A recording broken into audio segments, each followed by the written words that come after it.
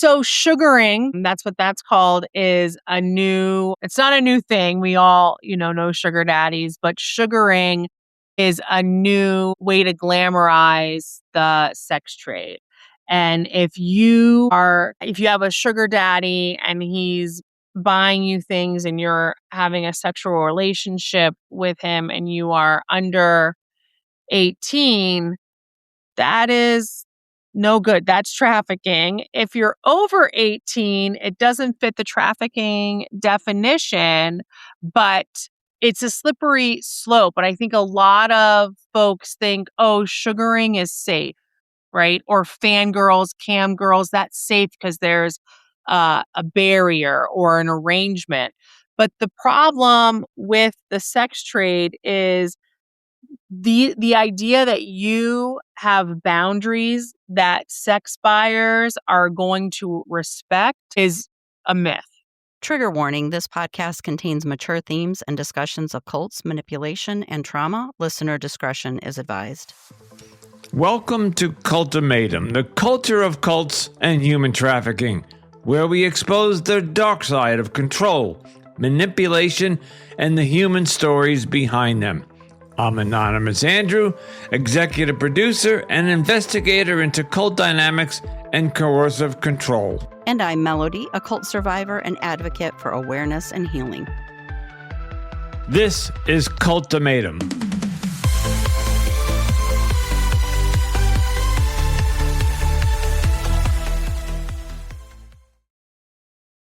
Greetings and welcome back to another episode of the Cultimatum podcast, the culture of cults and human trafficking. And my name is Anonymous Andrew.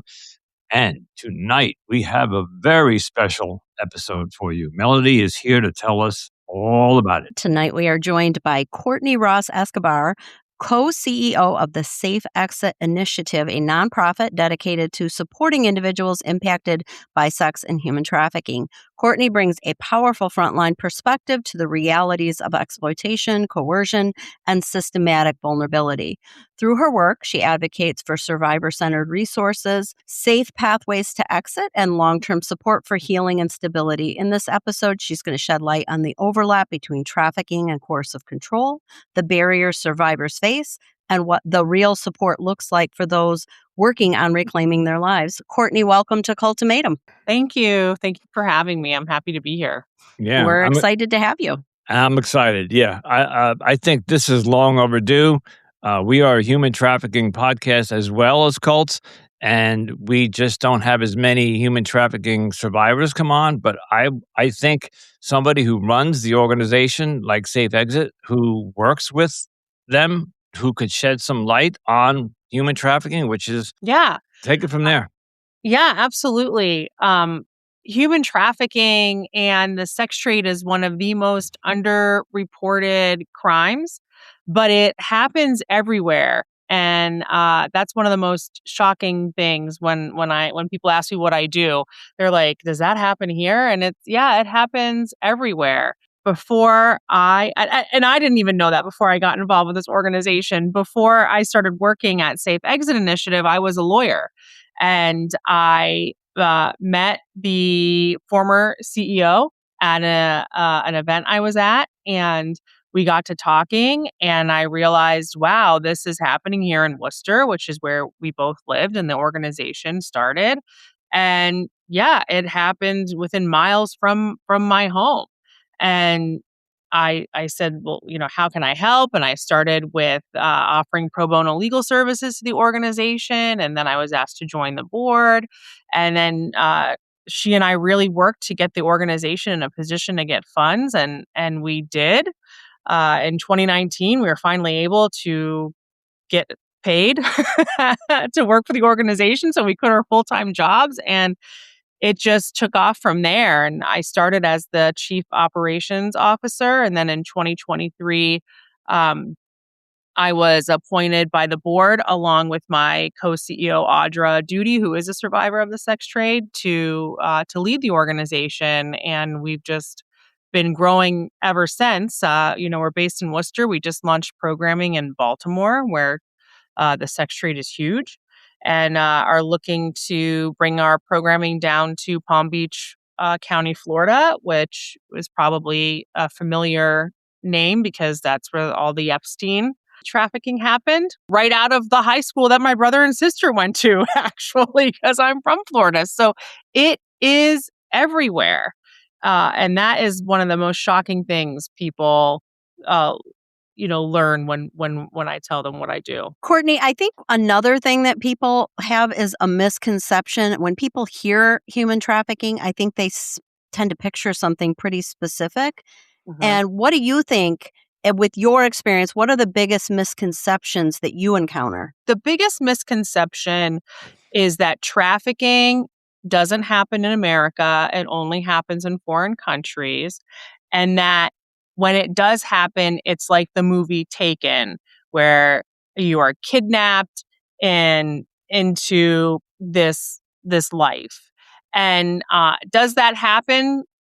Sometimes yes, but normally and most commonly, people are recruited into the sex trade by people that they know and trust, whether it is familial trafficking, whether it is most commonly what we call the Romeo pimp, or the boyfriend pimp. This is the person that finds you and tells you how beautiful you are, and you could be a model, and I can take care of you. And they really are adept at honing in on unmet needs. They're looking for vulnerabilities to exploit, right? Like you come from a broken home, you're coming out of the foster system, you don't have a strong community of support. That's what exploiters are looking for. And then they just fill that void. And it takes, sometimes as quickly as a couple days, 2, 3 days. And then it's okay. If you really love me, you would sleep with my friends. If you or hey, I did all this stuff for you and now you owe me, you got to pay it back. And it happens as my co-CEO Audra was recruited into the life of prostitution by her manager at Kohl's department store when she was 18, working an after-school job. Wow. Yeah. Wow, Let, that is kind of scary.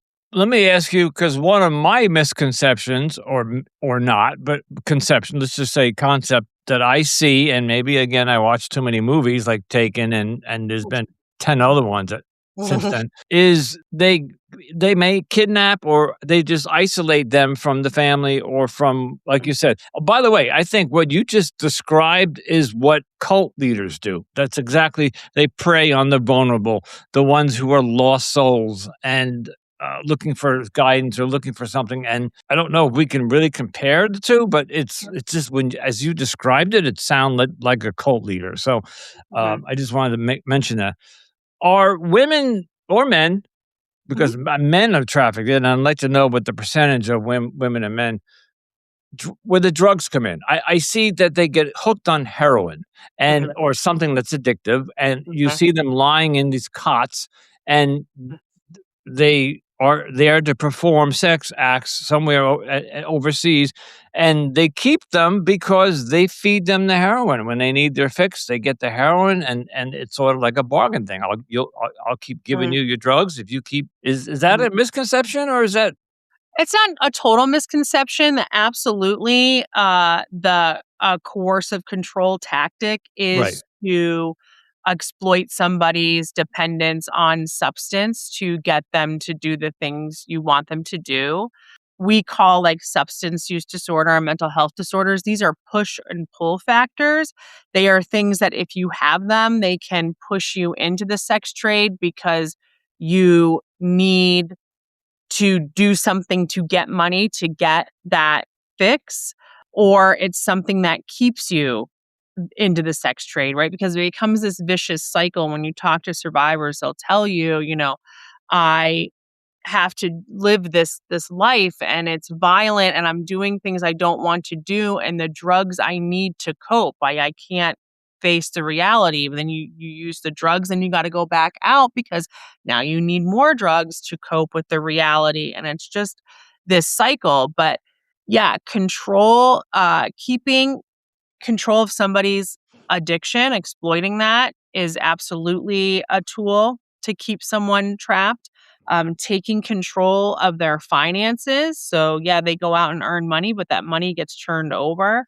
Taking control of their IDs, their passports. It's really, more than just one tactic. They will really go in and control everything.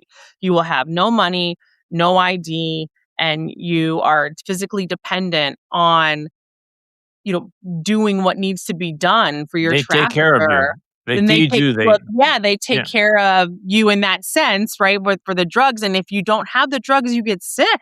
Yeah. Oh, So, and that happens fast. So it really becomes this cycle where it's extremely hard to break out of. Heroin is highly addictive, and it's hard to gain recovery from that substance. It's a journey. right before we were pre-recording, you brought up something, and I'd like to address it now. The distinction between Mhm. sex trafficking or trafficking, human trafficking, and the sex trade. Mhm. Is that what? So, can you Yep. explain? Yes. So there the term trafficking, whether it's sex trafficking or labor trafficking, is a legal definition. It's a federal definition, and states sometimes have their own definition. Most states follow the federal definition. But the definition of trafficking, in order to be considered a trafficking victim, you have to show that the results of your trafficking are because of force, fraud, or duress, meaning somebody is forcing you to do this for their own financial gain. Somebody tricked you by telling you, hey, if you come here, we can get you a job. You can come work in restaurants, or you can be a model, and then women will show up for these jobs, and that's not the job. The job is to work in the sex trade and have sex with men for money that you then give back to the person exploiting you. And now they have your passport, they have your ID, you're in America, you don't have any family here. So that's the trafficking piece. These sex trade, which is the language we use, includes trafficking, but it's everything else. So if you're 18 if you're 17 or under, any commercial sex is automatically trafficking. If you're 18 or older, you have to hit that definition of fraud, or duress. The problem with that is whether you fit the definition of trafficking or not, you're experiencing the same vulnerabilities, the same inherent violence, the same homelessness, food insecurity, untreated health needs. Um, and you flow in and out of hitting the trafficking definition throughout your time in the sex trade. Like, if you enter the sex trade as a teenager, and the average age of entry fluctuates between 13 and 15 years old. So that is a trafficking victim. Now, if you enter between that age or as a minor and then you turn 18, it doesn't automatically just become an empowered choice, right? Like, whether or not you're being controlled by another person, you're not choosing to be in that life just because you turned 18. Like, there's not a magical moment at 12:01 a.m. on your birthday that made. Especially if they're addicted to drugs at that point. So, Correct. I'm 18, but they I'm still got still addicted needles in my to arm. drugs. Yep, Yeah. I'm still dependent on this person that exploited me. Or even if I'm not with that person anymore, I don't have any life skills. What am I gonna do? How am I gonna get a job? You know? This is the life I've been in for years. So we call that, a distinction without a difference. It's really, you know, when you are only focused on people that fit the definition of trafficking, not only is that one of the most underreported crimes, so you're not even getting everybody who's being trafficked, but you are missing the vast majority of people who are involved in the sex trade, and they are facing the same problems, the same vulnerabilities, the same risks and dangers as someone who does fit a trafficking definition at any given moment in time. So I see Amber Alerts. I Mhm. live in the New York City area, and we get every day Amber Alerts, depending on what section of New York. And especially if I see, and I have to say this, but it's true. It could be a 14-year-old Latina, or it Mhm. could be a 14-year-old ethnic young girl, and my first instinct is she's gone. They Mhm. grabbed her and she's on her way. I don't know, South America, Philippines, whatever. Mhm. And I don't know if that's true. She may just wandered off, but my first instinct is that they take her out of the country. What percentage come into the country? Because I know that there are these massage parlors here that, happy endings. And I don't know if they're doing that because the Asian women know how to make the money and they're smart, or are they being forced to do it? And I know that in the gentlemen clubs, there's a lot going on in the Mhm. back rooms. Mhm. So, and I would imagine a lot of them are trafficked from outside European women. Mhm. So, can you tell us a little bit about how many go out and how many come in? I Do we don't know? I don't know percentages of how many folks come in or go out. It's hard to track that because it is so underreported. Immigration status is a vulnerability to being trafficked here in America. Even if you are born here and your parents are not, gangs will use that. If you don't do this, we'll report your parents. If you don't have status, if you don't do this, we'll report your parents. The Asian women that are coming into the US to that end up in these massage parlors where not only do they work there, but they're often living there and it's not in great conditions. That is a great example of the fraud uh the fraud component of the definition of trafficking. They're not being asked to come to America to work in a massage parlor, right? They're being told, we will help you get to America. We will help you get citizenship. We will help you get employment at whatever legitimate, institution they say to them. And then they get there and it's like, yes, but now you have to work off before we do any of that. You have to work off the money that it cost us to get The you over expenses, yeah. here. Yes, so now, it's indentured servitude, right? Which is illegal, and that's trafficking. You promised them one thing and they got here, it's a completely different thing. And the truth is, not that this would even matter, but you'll never pay off whatever they say you No. are going to Yeah, pay off, no, right? There's no. there's no out. Go ahead, Mel. I'm going to jump back here a little bit because we are a cult and human trafficking podcast. I would like you to just explain to our audience how some of the overlap and some of the dynamics used in both the human trafficking world that the cult world also uses, like manipulation, dependency, isolation, some of those. Can you kind of explain that overlap? Yes, there is a lot of overlap in how cult leaders and traffickers target their their victims and retain control over them. Right? They are looking for folks that have unmet needs and they know how to find that person. And they are looking for someone that is either already isolated socially, uh, or can easily be isolated socially. So, do they come from a home where there's not much parental control? There's no one watching. Do they do they have unmet basic needs like, clothes, food, love? They can sense all of that.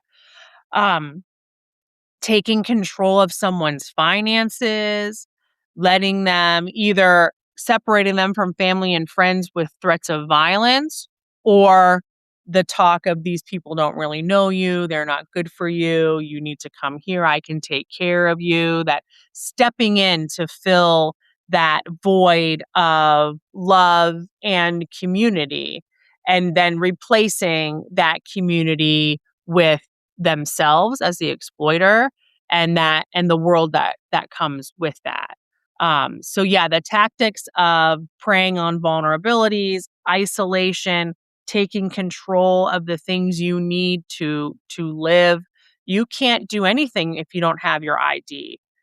That's one of the first things we've got to help people with at SCI when we're trying to help them stabilize is get their ID, because you can't get a job, you can't get benefits, you can't get anything if you don't have an ID. And then getting an ID costs money, and so you don't have money, you don't have an ID, and it's just the Exactly. A lot if they're controlling the money, then they're controlling that too, so you right. can't. Yeah, they have no options to just go get a new ID, for Mhm. example. Mhm. Um, I have another question kind of similar or along these lines, but what are some of the more subtle red flags that you think most people miss from the Mhm. outside perspective? What are we missing as just an average citizen that we might maybe should be looking for? Yeah. I think one of the main things that I don't know that we miss, but that we accept as a society is men dating much younger women. That is cause for concern. If your 16-year-old daughter is dating a 30-year-old, a 28-year-old, um, if she is showing up or a person that you see is showing up in expensive clothing, expensive accessories, but they don't have the means to get those things. That's like where their circumstances and their material items don't match. That's a sign that there's somebody involved. I got a great question for you. And Mhm. where does that line, because on the other side, what you just said can also be described as a sugar daddy relationship. Mhm. So maybe not 16, but maybe 18 and 40. And he will buy her all the fashion stuff as long as Yeah. that, whatever arrangement they have. But you just described a younger and older and younger with Mhm. expensiveness. And so that might be already a prearranged. I don't know if it's legal or not, but it's Mhm. prearranged. There's lots of websites out there that will hook up these two people, Mhm. the males and the females. How Mhm. can you, how, to Melody's question, can we spot that? Is that something? And if we do, what do we do? Yes.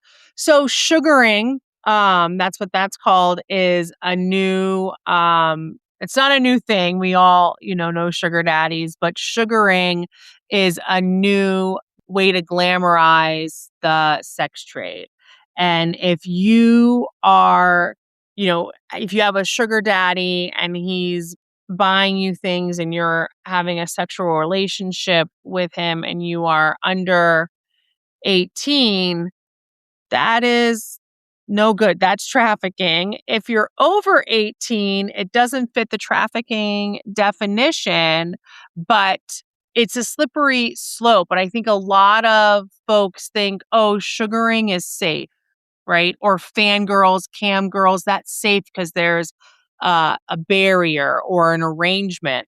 But the problem with the sex trade is the idea that you have boundaries that sex buyers are going to respect is a myth. That's not that's not going to happen. And at some point, and of course, all these situations don't end like this, right? Like, but at some point when they do end like this, you're going to owe them. They got you all these things and now you owe them and their friends are in town, or we're going to go on a trip and now, they're taking you on this vacation and now their friends show up and you're in a hotel room and you've got to, you know, have sex with people to pay that money back to She gets your passed around. sugar daddy. Yeah. Mhm. Hmm. I think we talk also a lot about trafficking, and if you'll see in airports and rest stops, if you're being trafficked, call this number. a lot of people don't know that they are being trafficked when they're in it. They In don't it. identify with that because, again, they're thinking, oh, the Liam Neeson thing, like, no one kidnapped me out of my home and took me to Thailand. But having a conversation where you're like, is someone you barely know paying for this vacation you're on? Like, is someone, that you don't really know well promising you a job if you do these certain things? Like, having this conversation that takes it down a few levels so people can understand it's relatable. Like, yeah, yes, actually, that is what's happening. Maybe this isn't a great situation. It's kind of like, is the situation you're in too good to be true? Maybe we need to figure out if this is really an honest, genuine transaction or situation that's happening. And I think there's a lot of the same in the cult world, right? Like, everybody, the person is charismatic. You hear that all the time when people are talking about cult leaders and pimps and exploiters and traffickers. They're so charismatic.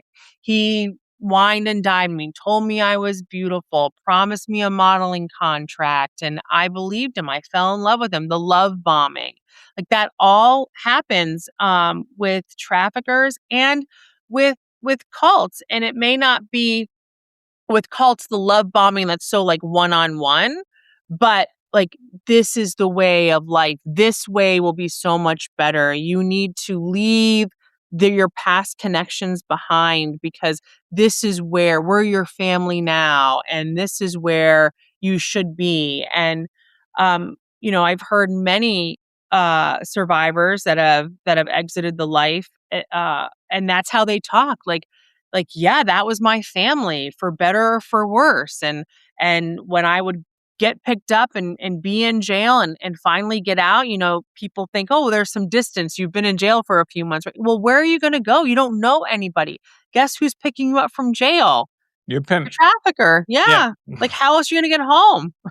you know? The next question, I hope you can give us the answer because I think it's important. As like Melody and I have been running this podcast now for a little over 2 years, and we have 100 and something, 13, 14, 15 episodes. And over the time, I have come to some of my favorite episodes of just listening to the stories of ex cult members and what they went through.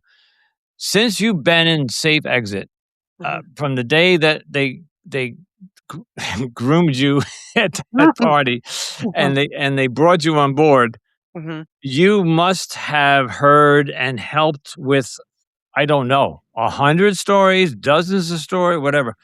Is there one specific story that really brought you in and said, "I'm in," and or stuck with you to this day that you can tell us about? Obviously, leave the names out, or you can leave any identifying marks, but can you tell us a story of Mhm.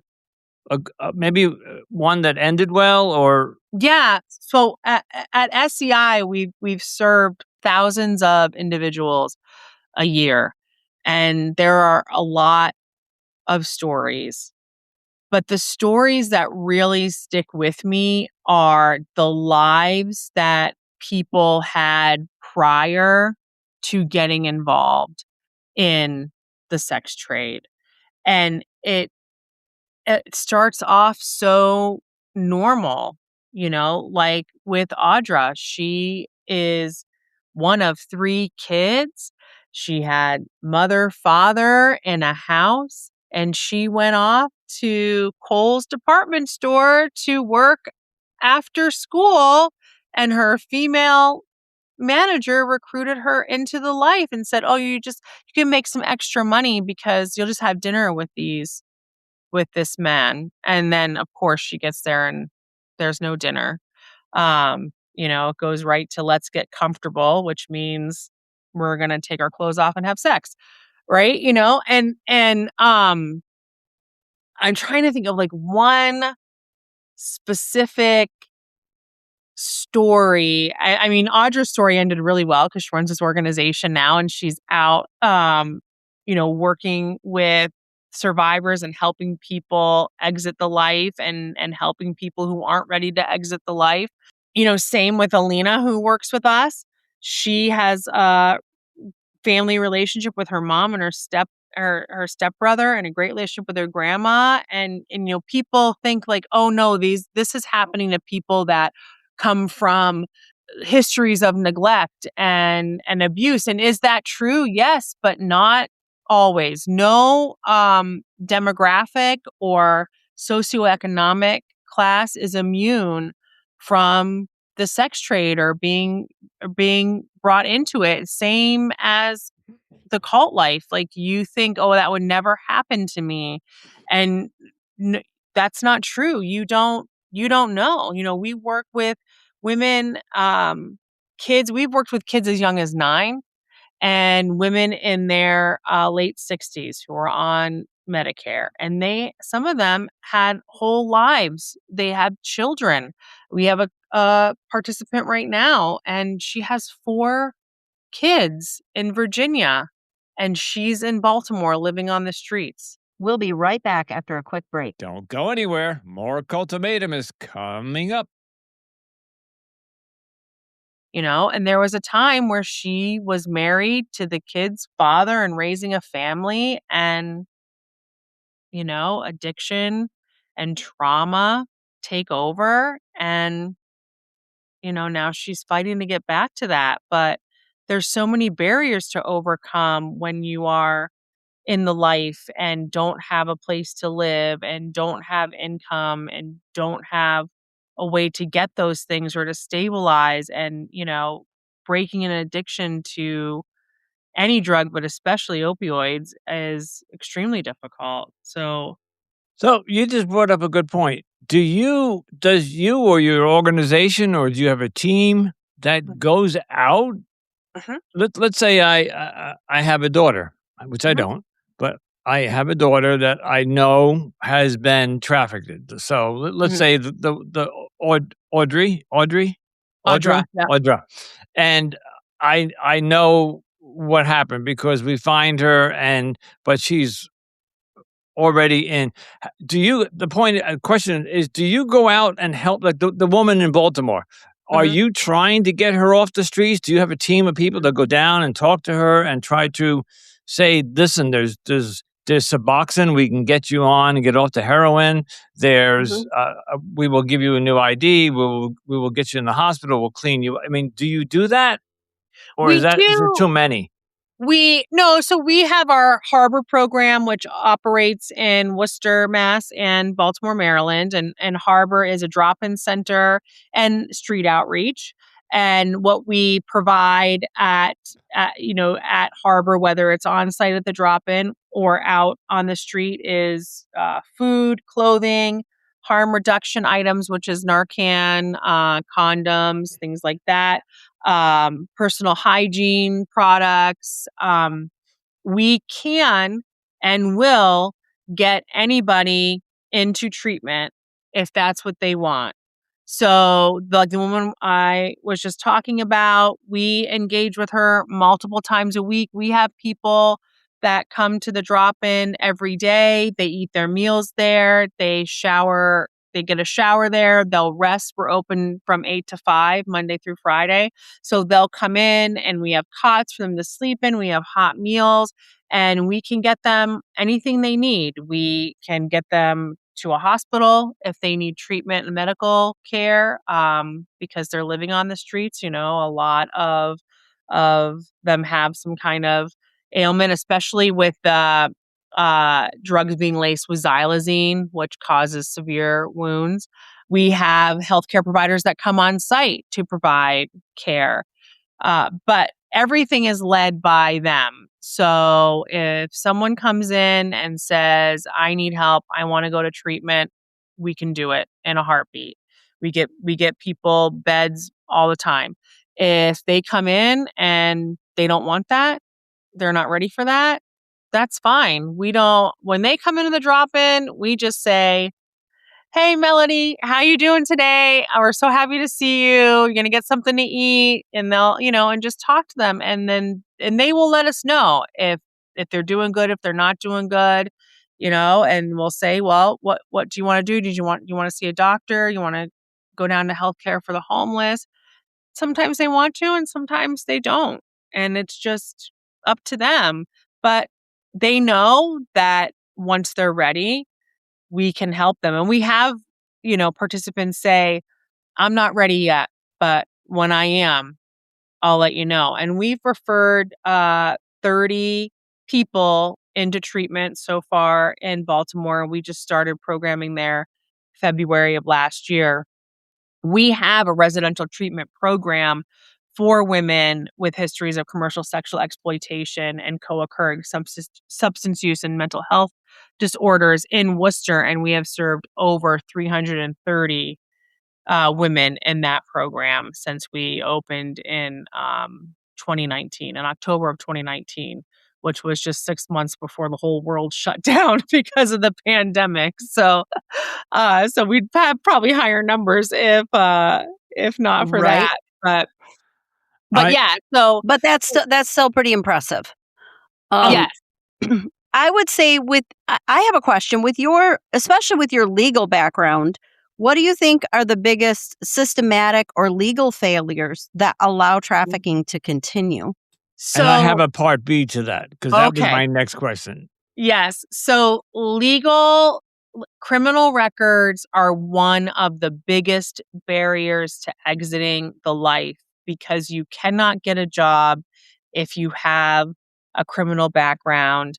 You cannot get housing. You cannot go back to school. If you have a drug charge, you're not going to get federal aid. You're not allowed because you have a drug charge. Um, a lot of charges that are not directly like sex for a fee, common night walking, all those types of charges. Um, Charges like drug charges, possession, selling, stealing, those are usually crimes that are part of being trafficked. You're being forced to hold drugs for your pimp that's a dealer. You are being forced to sell drugs. So there's all of these like collateral charges that people will pick up during the course of their exploitation, and every arrest just is another barrier to getting out. It's really hard to we can put people into treatment all we want, and that's great. And they get out of treatment, but they can't find a job. They can't get housing. They can't, continue education And these because are charges that don't ever come off the record, I'm assuming? Or do does sometimes that they will eventually come off the record? so felony charges will not come off your record. Misdemeanors, some will fall off. I think it's after 7 years. But and you can get your record sealed or you can get things expunged. But that doesn't make them go away. It just makes the details not show up. But people can still see that you were arrested. There's a criminal record. You're not supposed to hold those things against people, but when you're hiring. But, I can tell you from, experience with our participants that trying to find a job can be challenging because even Target's going to run a background check, Yeah. you know? Courtney, I in the cult side of this podcast since the beginning, I have been complaining and I've been set straight by Melody and by the rest of the guests that why is our government not doing something about the cults? So like take Jehovah's Witnesses or take any one of them that child abuse CSA is going on blatantly, and why can't they raid them and blah blah blah? And I've been told that there's corruption or there's not enough evidence or there's all sorts of reasons. So I'm going to now ask you a similar question. What is the United States government, and it could be local on the federal level, doing to attack this problem? And I'll give you an example that I was somewhat happy to hear, but I was like, that's just not enough.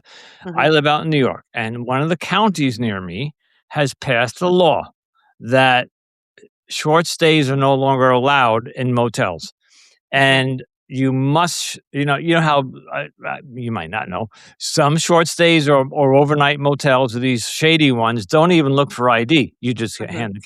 So now they need to show ID, and so this is their way of saying we're going to shut down trafficking in the motels because Mhm. that's predominantly where a lot of them happen, right? Mhm. They whatever. So I see that some of the legislators are seeing this as a real problem. And so they took a step and said, okay, no more short stays. I'm like, okay, but that's not going to really attack the problem. No. No. So what is being done? And I'll tell you a quick story, and Melody will help me with this. We had a story or the woman was on where she was 15, 16, and kept getting arrested off the street, Mhm. and they processed her and released her back out into the street. And it Mhm. was almost a year or two before she kept coming in. Like, she got arrested like 6, 7 times. And it was one night when a female sheriff looked at her and said, "You don't belong here. I can tell that you're young."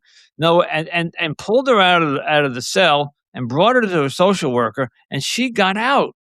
But Mhm. the cops and the prosecutors are arresting these 15-year-olds and putting them back out on the street, not Mhm. doing anything. There is a lot of these ordinances like you're talking about, no short stays. There is one in Howard County where I live. No short stays, and that you had to be 21 in order to work at a strip club. And those are things that are great on paper. They have zero impact. The no short stays. There are legitimate businesses that need short stays, truckers, like long haul truckers, Yeah. there's a lot of this like, oh, we're going to put these ordinance in effect, and all you're going to do is move trafficking or exploitation somewhere else. And it's also shifting the blame. It's like you are, so the problem with the 18-year-olds in the strip clubs is that they were hiring people that were younger than 18. Okay, well, then you need to go in and bust these club owners that are hiring people that are not 18. And these clubs have liquor license. Give the liquor board the authority to come in Mhm. and card people and prove that you're hiring the folks that are actually 18 years old. Moving that to 21 isn't going to do anything. Like, if they can hire under 18, they sure can hire under 21. But there's a lot of these like feel good laws that, like, oh, we're doing something, but you're not doing something. The way to really address trafficking and help eradicate the sex trade is focusing on demand. So you can see when people are arrested for prostitution related charges, and you ask police departments to give you, like, for their stats of like how many women were arrested and how many men, and it's different. More men or more women were arrested than men. How is that possible? It takes two. Those numbers should be identical. Like, how are you? Because you're only arresting the woman, you're not targeting the demand.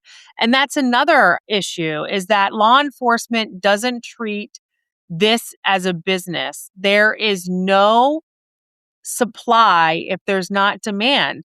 There are not women out on the track, which is what we call like the street-based prostitution happens on, if there are not people there to buy them. It's just business 101. So you need to go after the demand, not the supply. The supply is the victim.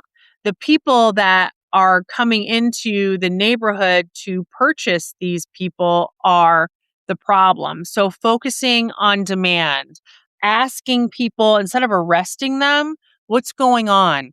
Connecting them with services, arrest as a lot of law enforcement think, well, that's all we can do is arrest them, and then they'll get services. Well, that's why I Um, brought up the teenage girl that was yes, repeatedly arrested, and nobody looked at her and said, "Wait a minute, something's not right here," because yeah, she clearly looked underage, and they yeah, just processed her and put her back out until yeah. one day, one female sheriff got her. hmm And it's just like arrest, arrest, arrest, barrier, Mhm. barrier, barrier. No one's saying, who is someone making you do this?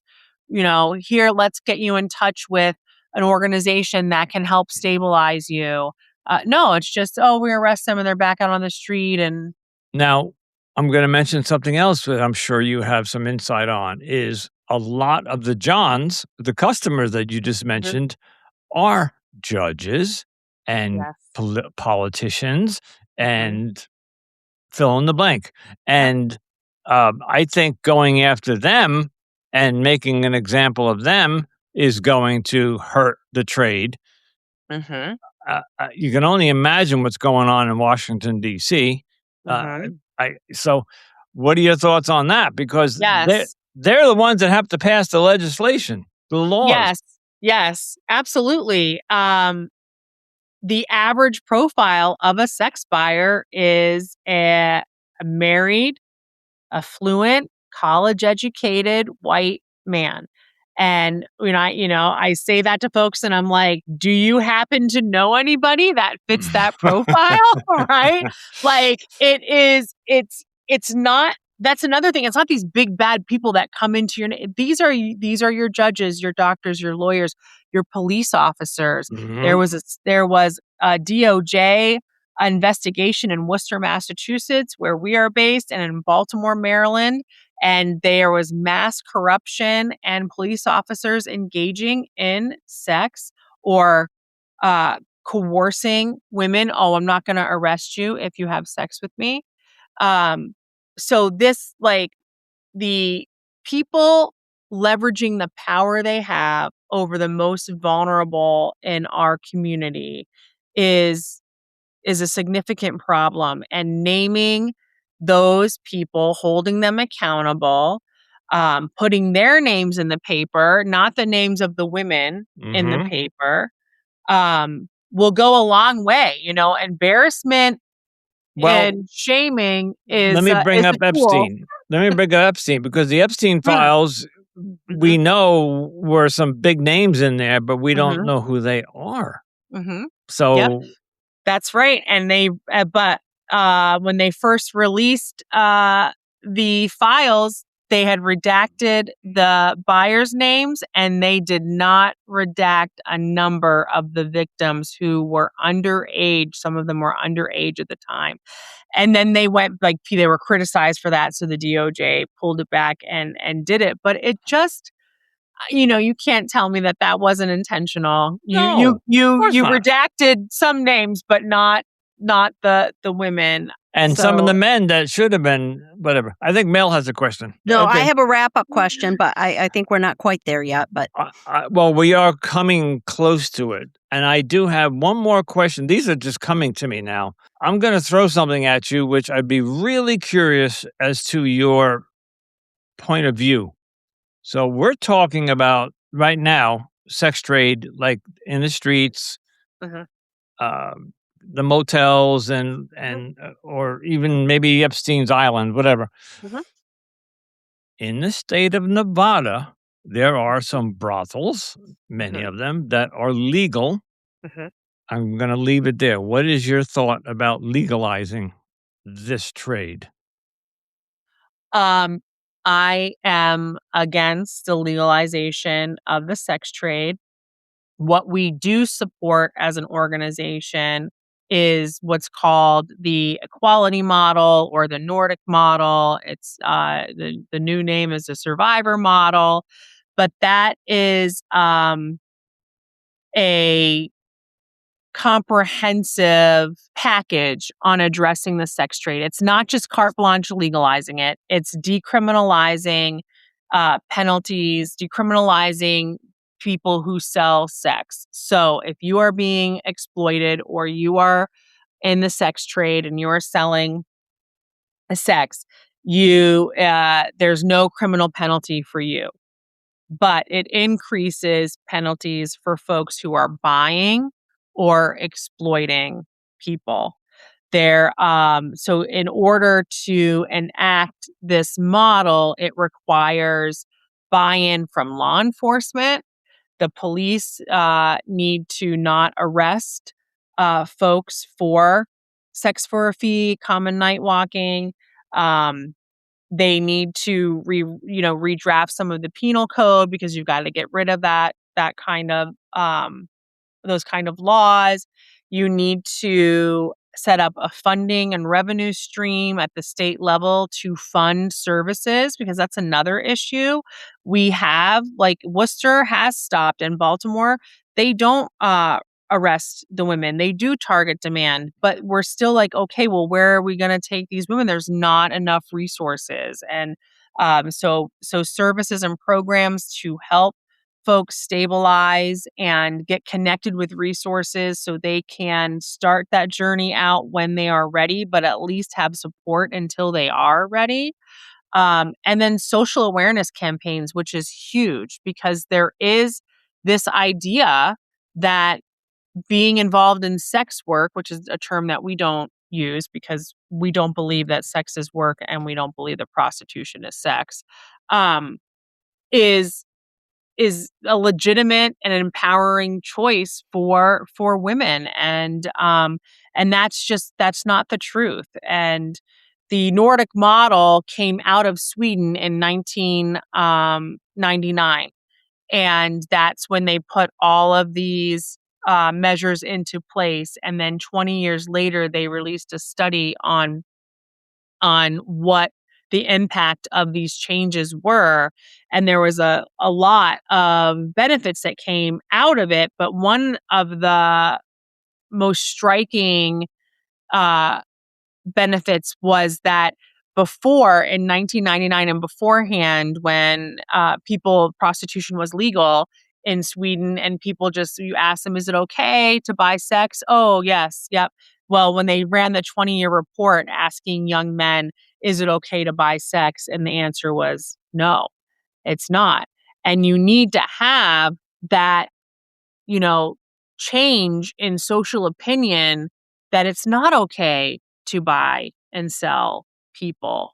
So that That's going to be a tough thing to sell. Yes. Yeah. Yeah. Because I think you said it before, the demand is big. Yes. Yeah, the demand is big. Just go on Reddit. Oh, yeah. Oh, man. I mean, there are all kinds of boards where people sex buyers will rate who, like, oh, you should go. And I know there was one in Worcester that it was like, oh, the cute blonde with the limp. Does anybody know what it's like to be with her, essentially? Now, they're not speaking as nicely as I'm speaking now, but that's like, there's boards for that. And it's like, the blonde with a limp, it's like, you can tell with your eyes. Like, these people are like, I thought I was a consenting adult. Like, This is not Pretty Women. You're not pulling up on Julia Roberts. These are women that are living in the streets, and they are visibly vulnerable, and you don't care. No. Okay. Towards the end of each episode, in the cult side, we ask the ex-survivor, I see just survivor, a question each. Melody has a question, I have a question, and it's to do with their faith and their advice. And we can't ask you that because it's not relevant. But Melody says she has a question, and I knew she would. And do you want to go first, Mel? Because I just have one quick question, which would be more tweaked your question. But go ahead. It depends. It depends. Do you think it would be better to wrap up with yours or mine? Because mine is very similar to the ones we ask for the cult podcast. The cult survivors. Go ahead. I'll tell you what. You go, and we'll see. So my question is, if there is a survivor listening right now, what would you want them to hear, or what would be your words of advice to them? Is this a person who's currently involved in Yes, who's currently involved. So I mean, they're, I guess, currently a victim but Yes. hopefully eventually a survivor.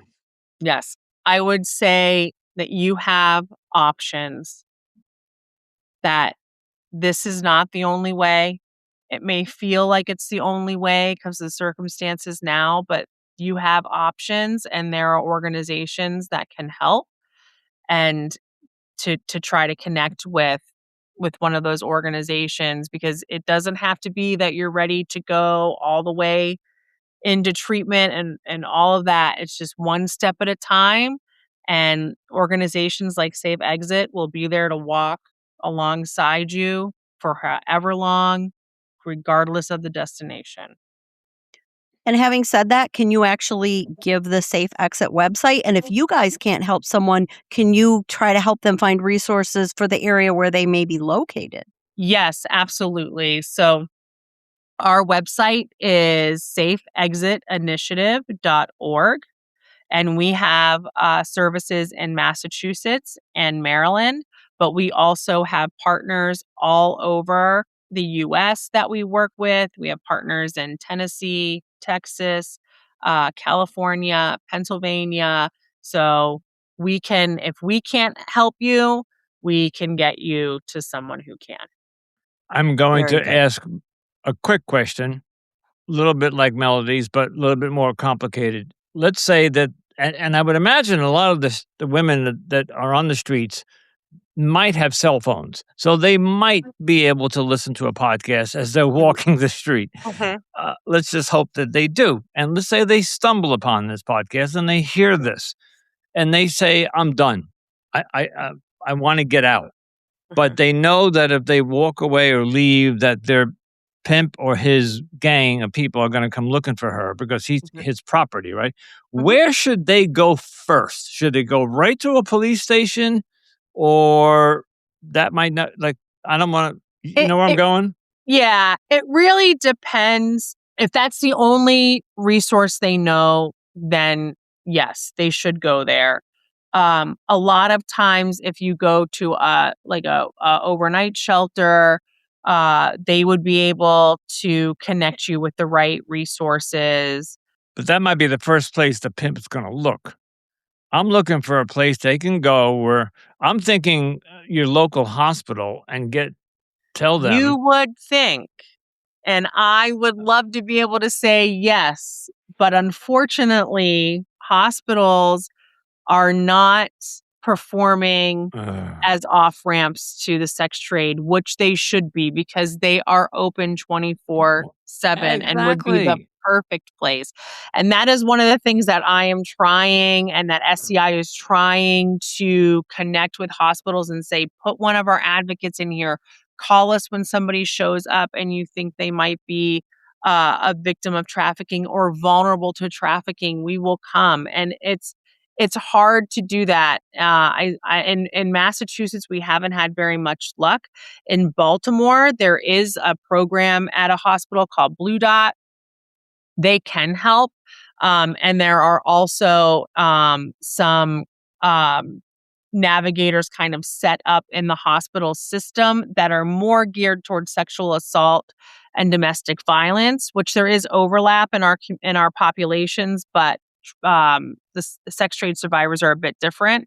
But if we can get in there, that would be perfect. Yeah. That would be perfect. Get A them off hospital the would be street, perfect. get them out of the waiting. Don't have them even sit in the lobby or the waiting room. You get them No, into you have a somewhere safe. you have a Yeah. special entrance. Like, there is a model for it. It's Yeah. just the appetite isn't there It's yet. all implementing it too. Yeah. Yeah. Yep. Courtney, it has been a pleasure and an honor. Is there one piece of advice that you'd like to leave us with, or something that you didn't get to say, and then we'll say goodbye? Folks that are listening, if you know anybody that you think is vulnerable or is involved in the sex trade, please reach out to us. You go to our website, and there is a way to contact us, and we can help. And if you are involved yourself, go to our website and we can help. If you're not in an area where we are, we will connect you with people who are in an area close to you. And if you have it in your hearts to donate, volunteer, spread the word, we would love it. We would love it. And Melody will put information that you have in the show notes, right? Absolutely. We'll have Great. those all in the show notes. Courtney, we can't thank you enough for coming on the show and educating us, educating our audience, and just providing some information about resources and I mean, there's so much, so And much. clearing Just up a lot of thank you. misconceptions too. That Yes, was that yeah. too. Thank Yes. you. Thank you. All right. Thank you for having me. It's a pleasure. I really enjoyed it. Thank you. Great. Oh, I'm glad. Thank you very much. And once again, we want to thank Courtney so much for coming on the show and giving us so much information, clearing up misconceptions, like you said, Andrew. So, just quickly, we'll tell the audience that Melody does a lot of the guest recruiting. She searches the internet and finds the guests, and they a lot of them come to us, and we belong to a couple of podcasts where pitch to They us provide, yeah. But this one was out of the blue. I got an email from a PR firm, and they said, I have a woman named Courtney, and she's with Safe Exit, and she does human trafficking. So they must have listened to our podcast, and they offered her. And then, of course, I went to Melody with it, and we just don't have enough human trafficking people coming forward. We've talked about this before. It's something that not everybody who is an ex-worker or trafficked who will want to come on and talk about it, because it's difficult. I can understand that, as much as the cults are as well. I don't know if the deconstruction process is the same for a sex worker as it is for a cult person. So I think there's definitely probably a deconstruction process, but obviously, like you, I'm not a survivor of that, so I can't relate to it, and I Right. have no idea. I'm sure probably a lot like the cult deconstruction, it can take years or possibly a lifetime before you can figure all that out and put your life back together, right? It's not an easy process. No. The the other thing I did want to mention when you were talking about the hospitals is I think in general, I was thinking about this, but I didn't want to say it till the outro, is that I think in general, there's so many problems within our medical system in general that it's so focused on being a money-making venture anymore, not like a hospital used to be, Correct. right? Years ago, where a hospital used to be a place to help people and save people. Now it's to make money. They're there to make money. And I just think the part of the reason they probably don't want to help is because there's just no money in it. Yeah. So they don't want to get involved because it's not profitable for them. And you are 100% right. But if you watch shows like The Pit on HBO, and there's a couple of new medical shows out there, they don't do that. They take every patient in, and then they say, hey, we'll sign you up for whatever disability, and they get the person. I don't know if that's really true how it works. I guess it varies by state, but I think hospital to hospital too, because some are nonprofit and some are profit. Some are profit. Hospitals. So the profit ones are going to go nope, and and that's a shame. It is. It's unfortunate. Because it should be a safe haven for somebody like that they can go in. So no, I thought that was a really good idea when you said that and came up with that. I was like, that would be awesome if they could do it. It makes sense to me. But she said no, and but for a good reason, and then also your reason. I think if they're just not going to get paid for it, especially the for-profit ones. But Courtney, we can't thank you enough for coming on the show, and it's just a unique episode, and we so appreciate you, and we appreciate all of you listening to Cultimatum as well. As always, thank you for listening to Cultimatum. We truly appreciate your support as we work to expose the truth and highlight the voices of these survivors. If you're enjoying the show, please take a moment to rate and review us on Apple and Spotify. It helps more people discover the podcast, creating a greater awareness. And don't forget to follow, share, and keep tuning in to our latest episodes. You can also follow Cultimatum on Instagram, TikTok, Pinterest, and YouTube for extra content and updates. And be sure to join our Facebook community, Cultimatum Podcast, where we continue the conversations and keep you posted when new episodes drop. And if you're a cult survivor looking for additional support and connection, we invite you to join the Facebook group, Cult Escape and Healing. You can also find more information about the show, including our full legal disclaimer, on our websites at cultimatumpodcast.com or anonymousandrewpodcaststudios.com. And if you have a story related to cults or human trafficking that you'd like to share, you can reach us at cultimatumpodcast@gmail.com. And if you'd like to support the show, you can do that by using the link in the show notes called Buy Us a Cup of Coffee. Your support helps cover production costs and allows us to keep bringing these important stories to light. And as always, stay safe, stay informed, and remember, you are not alone.